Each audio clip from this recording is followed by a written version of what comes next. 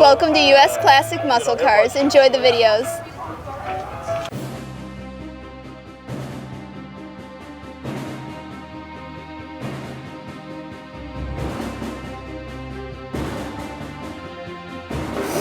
Hello, I'm Gary Gershner and I'm the original owner of the 67 Super Sport Chevelle. I've had this car 50 years. In 1969, I put an L88 427 Corvette replacement motor in it. That's still in the car. They only made 20 Corvettes this year with this motor, and this is actually one of the motors that would have been used as a replacement for one of those 20 Vettes. And when I bought it back then, I didn't care about any of that.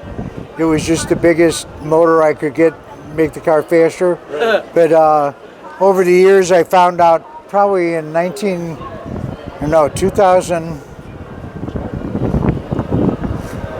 maybe in 1988. 1988, there was an event called Feel the Earthquake in 88, and it was the Bloomington Gold Corvette Show. And they were talking about the date codes on these motors and stuff. And I actually checked on this one. It was November of 1966, this motor was cast. So it was one of the original runs of motors for those 20 Vettes. So it's actually more valuable than later L88, which is also very valuable because it's the first one. Right. And have you run this engine? Yeah, I ran the car at the drag strip. I ran it out at Route 66, and the best it's done is a 1210, 112 miles an hour. But it was going through the lights at too low an RPM because the rear end gear is a little bit not right. And so to set the thing up better for drag racing, I made a bunch of changes to it that should produce maybe an 1170s maybe. But I still got to go out to the track to prove that out. Why don't we talk about a little bit more of the interior and maybe the paint? The original paint color, it's Bolero red, but the paint is an RM product. The car was finished painted around 1996. It took my cousin in the Dells 14 years to paint this car. Oh, really? Yeah, I let him do it as fill-in work. It was a family debt. It just got way out of hand. You know, his shop got busy, and so the body of the car has been painted since '96, but the hood was just done in 2006 as I got it all back together and running. The car was apart from '78 to 2008 while I lowered the compression on the motor. It took 30 years to do that. But it's just like life got in the way, and I never got rid of the car over all that time. And that motor's been stored in a bunch of different garages and basements, and it finally got back into the car. Why don't you talk about the interior? The interior, it's all original. All the trim that you see in here, the gauges, the way I mounted them, is all custom done, better than I would have done back in the 60s when I first did this. Because I have more knowledge as a fabricator and craftsman now. And I have a bunch of friends who do a lot of things for me. It's got a reverse pattern trans. That shifter you got to move all the time. Okay. It's an automatic, but it doesn't shift automatically. You move the lever all the time. And then this hardtop. That's the vinyl roof that got replaced when it was painted, because my cousin warned me that it would be rusted under here, but it actually wasn't, because the car really wasn't on the street that much. It's got 26,000 miles on it. Really? And yeah, so, but it's got a new vinyl roof. What are the size? I apologize. What are the size of the tires back there?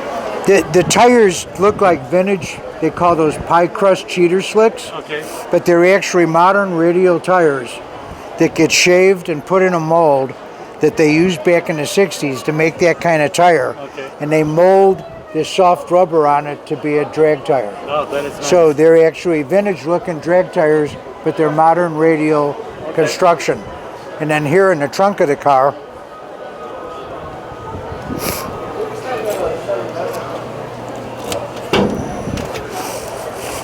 this is the fuel tank. Right. Because I needed to mount the pumps and filters to supply that motor to the floor of the trunk. The gas tank that you see from under the car, Right. it's just a cover. Gotcha. The whole top's cut open, and it's just a dust cover. This holds the fuel, and it actually has a sending unit that wires up to my factory dashboard Okay. and shows the level of fuel in this tank, which most fuel cells don't do. Don't do that, right? Yeah. Right. The battery's mounted in the trunk. It's to get more traction. And I noticed that you have some pictures. You want to flip through a Well, few that you want to? I'm a photographer that actually got this car.